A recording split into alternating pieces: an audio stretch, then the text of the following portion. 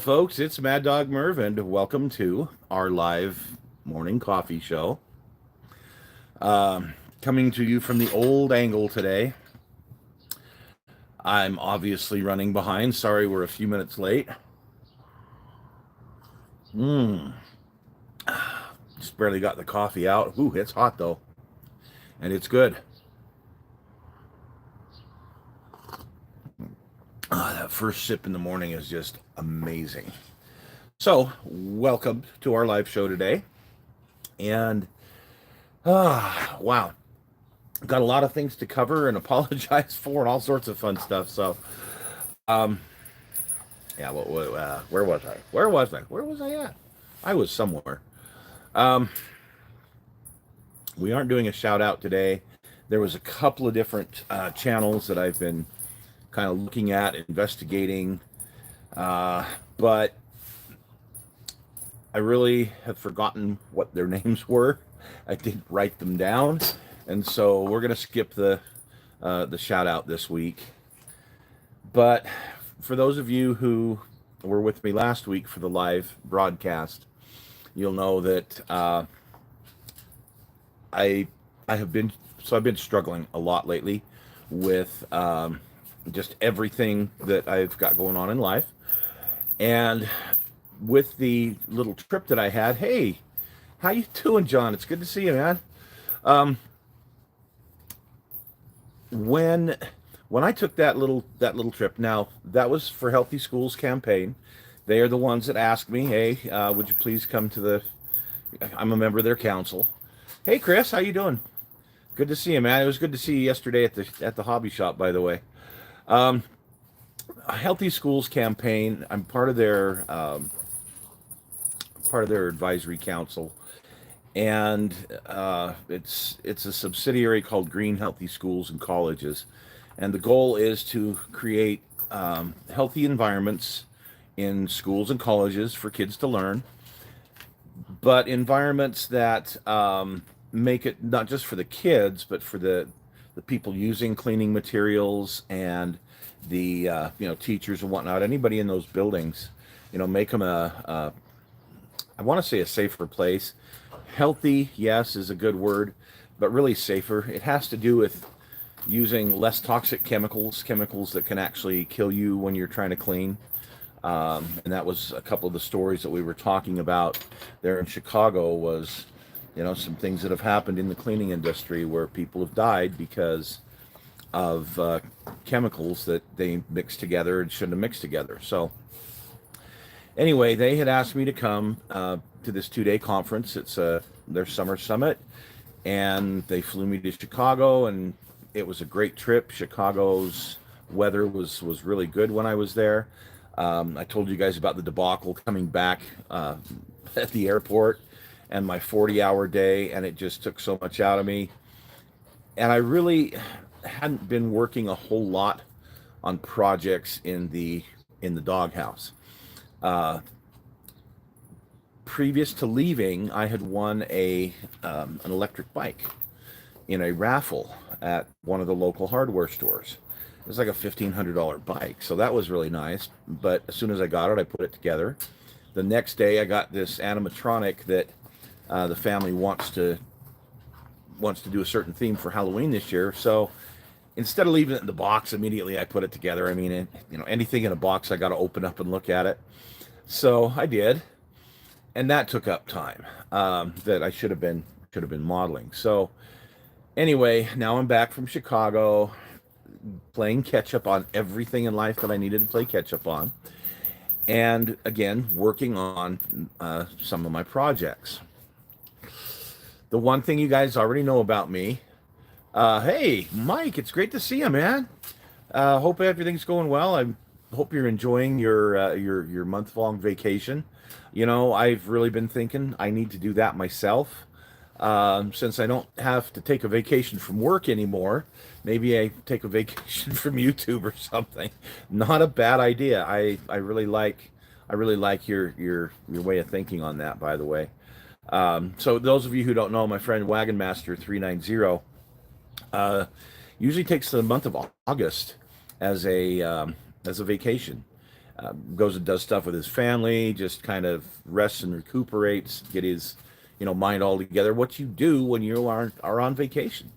So, and so for a month, he just kind of puts the channel on idle and puts out a few little things here and there. But I think it's a really good idea, and I may have to do that after the last few weeks. So anyway, once I got back and I got working on getting back into the swing of things in my life, what you guys already know is that I'm like a hummingbird. I'll be paying attention to one thing, and then all of a sudden, boom, I'll be over here doing something else. And I found a couple of animatronics that I want for our Halloween display. Picked them up. One of them I got assembled. Yeah, it is good for the soul, brother. I hear you. I do need to slow down a little bit and actually spend more time visiting with my friends and family than all of the whirlwind, as it's called, the whirlwind that is my life. So anyway, coming up on the channel tomorrow, we have a show. And originally, and I can tell you, because I'm going to move it a week. It's going to be bass backwards. So originally, I was going to do a piece on the big boy locomotive that came through Salt Lake City on its way back to Cheyenne, Wyoming. So remember, a few weeks ago, we were listening for the train whistle and all that, and that was on its way to California. Well, then it came back to Salt Lake and stopped in Ogden for 2 days for people to go see it. And it had a great turnout. My good friend Dave Knopfsinger went to see it, and on Sunday last week, after we did our live show, I took my two little grandsons, Finley and Emmett, with of course their mom and dad, but I went with them. And the museum was open up there. We had a great time. The boys had a lot of fun. It was nice to see the big boy again. I got a few more detailed pictures of some things. But the show tomorrow wasn't going to be about that. It was going to be about the big boy. But about 4, 5, maybe even 6 years ago, I purchased a big boy in HO scale from Revell. So it's a model kit, and it's not the greatest. You'll see the review on it if you go way back in time on my channel. You'll see me do the build of it, and I think it turned out pretty good. But that kit is missing a lot of details, and so one of the big details is on the front, right underneath the number boards, are these lanterns. And that's not in the kit. I was able to get some aftermarket, but I've never put them on. So what the show was going to be is, hey, look, I got the lanterns. They're on, and here's what it looks like. I've put it in a little, diorama type thing, and wow, it's looks pretty cool. That's going to wait for another week, and it has to, because partway through filming and doing all of that stuff, I wound up changing course. So some of you know, some of you don't, that back in, I want to say it's been 7 years now, my father passed away in August at the ripe old age of 95. And he was a veteran of the Pacific War. He had served with the 35th Regiment of the 25th Infantry Division in the Philippines. And one of the things he used to tell me about was a story about a battlefield commission, a lieutenant that had received a battlefield commission. He'd been a sergeant, did some really good things, and there was a need for a battlefield commission, so they moved the guy up to a lieutenant. He said he was the nicest, most down-to-earth guy, and he really took good care of the men in his charge. And my dad tells a story of there on Luzon when some shelling came, and the guys were all in their foxholes, and um, my dad described the shelling and how terrifying it was. But when they got up and the guy didn't get up out of his foxhole, they went over to look, and a shell had hit the edge of the foxhole and basically blew the back half of his head off.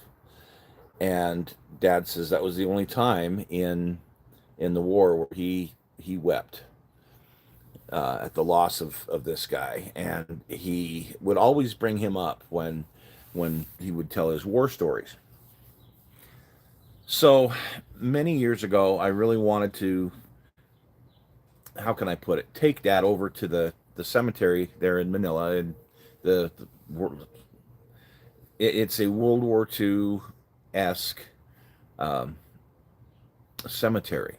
There's like 53,000 American soldiers buried there, but this is from all different wars. They it's a cemetery. They've opened it up not just for World War II, but many other wars as well. And like I say, there's 53,000 men buried there.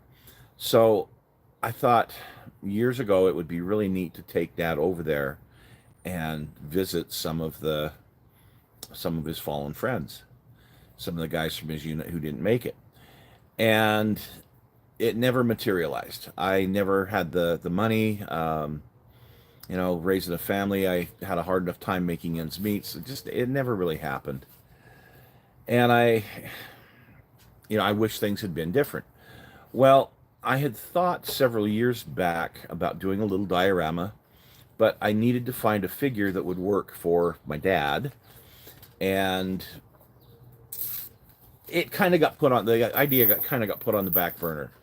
Recently, I saw, as a modeler, you have an idea of something, and then you don't get on it right away, and eventually somebody else is going to build that idea. And there was an online YouTuber who had done something very similar to what I want to do, but he had done it for D-Day, which I thought was great, and he did a great job, great execution. And I went, yeah, I need to get mine finished. I had in mind the figures, at least the one figure I had in mind, but the one for my dad, I never could really figure out what I was going to do for an old man. And then it dawned on me when I built that tank for my daughter's wedding that was on the wedding cake years ago. Uh, there was a couple of civilian figures. They were European, but there was one that had a hat and would make a good pastor. The other figure I never really did much with. I put him together, but I never really made the connection. And then I got thinking, oh, you know what? That guy has a mustache. He has kind of thinning hair, kind of the way he stands, everything.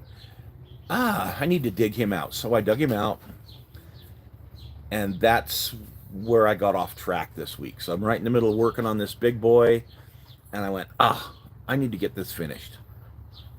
So I did. That's the show tomorrow, is this little diorama I made of the old man at the cemetery with a ghostly figure of one of his friends there at the cemetery. So that's coming up tomorrow. I think you guys will like that one. It was definitely fun for me to put together. So that's coming up tomorrow. On the stash, last week we had the goulash cannon, or the field crucian, or whatever it's called. But the original release of that kit had a couple of horses in it, and literally, the way it's spelled, it looks like goulash cannon. So when my buddy Mark was calling it a goulash cannon, I'm like, what kind of silly name is that? But they're right on the box. It's like, okay, well, I guess if you pronounce it, look at it just right, it could be a goulash cannon. So Anyway, this German field kitchen is an important part of a diorama, another diorama that I am slowly working on. So we did that last week. This week, I'm not sure what we're going to do, but I've got several different little pieces that we can do. I'm just not sure what we're going to do on the stash this week. But stay tuned because it'll be weird, I'm sure. um, Gosh, I when I get into figures, and that's one of the things that I wanted to bring up. So I've said it before, and I will say it again. If you have artistic talent, you are, in my book, amazing. Number one. But it's not something that you can necessarily teach. Okay, you can teach technique, you can teach color, you can teach blending, all of that stuff, and your results are, yeah, just practice, practice, practice, and they're still, you know. Last night here at the house, had some friends over, and we had a little get together. We had dinner and an art night. But a bunch of, well, these were younger guys. These are guys in their 20s and 30s, and they're part of a dodgeball group that my son belongs to. And so they came over, and we did an art night. Little canvases and craft paints, and it was just kind of an open whatever you wanna do. We'll listen to some music and we'll just do some art. This one young man puts out this amazing, amazing little painting on canvas. And yes, he had gone to um, a couple of classes to learn a few things, but the raw talent is what I'm getting at. And with figures, what I have found is I'll try all these different techniques that I see. Uh, I'll even try buying the exact paints, the exact brushes, and I don't get I don't get the exact results at all. Even with a lot of practice, I have found a newer, a little easier technique for painting faces on figures that I'll have to share with you guys. But it is easier, and I think it looks really good. My problem comes when you're trying to, I want to call it blend the colors, so that you have from the lighter to the darker, that good transition. I never seem to be able to get that right, no matter how much I practice. And you'll see on tomorrow's video, uh, the figure's not that great. Okay. Uh, but anyway, painting figures, I still like doing it. I do it for me. I don't do it for anyone else. I don't do it to sell them. That's for sure. But I do them. I do them for me. I know that there's some guys in the local club who are excellent figure painters.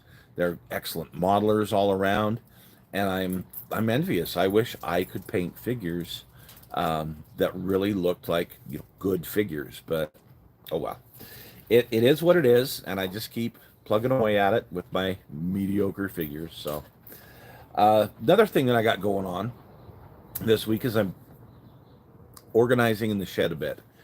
We are coming up to a model show here in Salt Lake City. This is the IPMS model show that will be held in the middle of September. And so I'm going to be a vendor. I'm going to sell a bunch of my kits and just, some odds and ends stuff. And I've already got my table purchased, but I need to start going through my stuff and deciding, okay, well, this was an impulse buy. I'm really never going to do anything with it, and put it up for sale, see if I can sell it. So I've started doing that, and that means I'm going through parts of the doghouse, and I'm finding things I forgot I even had. You know how that goes. For anybody who's a who's a modeler, who's a kit hoarder, you, wow, I forgot I even had that. And the other part is I need to organize more of my supplies. because I was looking for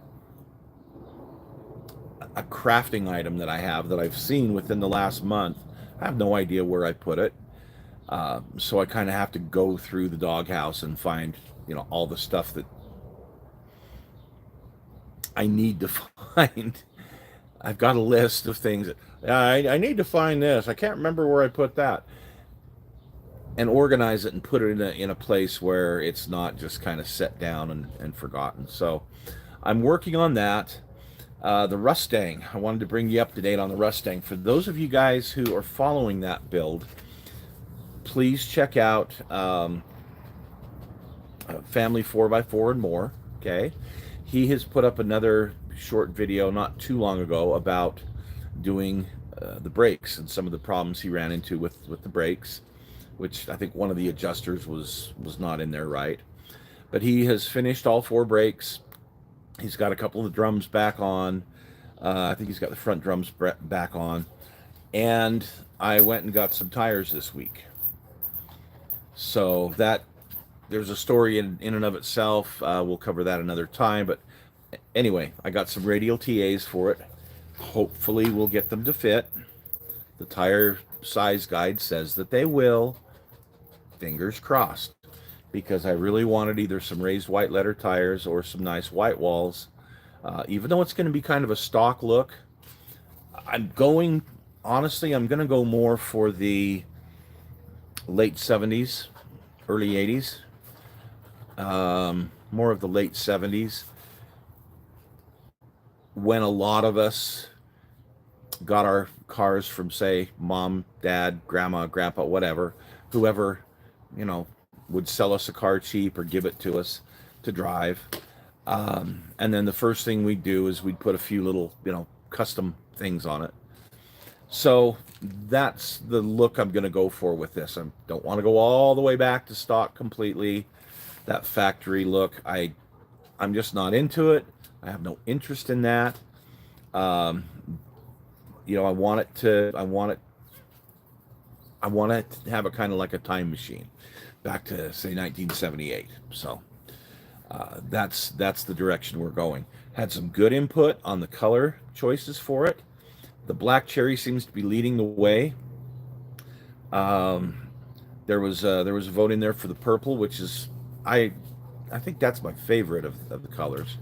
A couple of guys like the stock color, which was of the 5 my least favorite, but never know, might go there.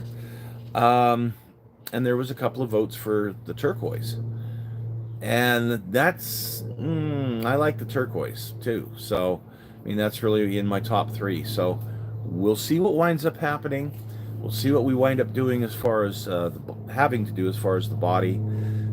That's way down the road right now. Getting the thing running on the road and getting the holes in the floor fixed. That's the next big thing. So for those of you following, though, check out 4x4, Family 4x4 and More. I've put a link up in the description of a couple videos back when we talk about the Mustang. So, check it out if that's something that interests you guys. What else? I'm trying to think. So, I think that was about it that I wanted to cover with you guys today. So, fortunately, our weather today is mild at the moment. Started out about an hour ago with it's like 65, 66 degrees, which was great. We haven't seen that in a while. We had a cold front move in, a couple of thunderstorms yesterday that just blew everything around. Absolutely drenched the place. In 10 minutes, we had a little lake back here. We had hail. It was nuts. But during the week, we've also had some days that are 100 degrees, some days that are in the upper 90s. But when we get these thunderstorms, we go from 17% humidity to 45% humidity, and it just makes it, anything over 80 degrees is just unbearable out here. So today we're at about 40% humidity, and we are headed for a high in the 90s. So by this afternoon, it's going to be tough to be in the doghouse. We'll see how it goes. So for those of you who joined us today, thank you so much. I appreciate you tuning in. I really do. Uh, Remember, tomorrow we're going to look at this little diorama of the old man and the soldier, and I think it'll be fun.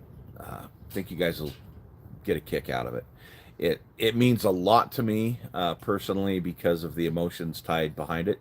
So anyway, we'll see how it goes, and then we've got the kit hoarder stash on Thursday. So thanks everybody. We will see you very soon, and have the rest of a good weekend. Bye now.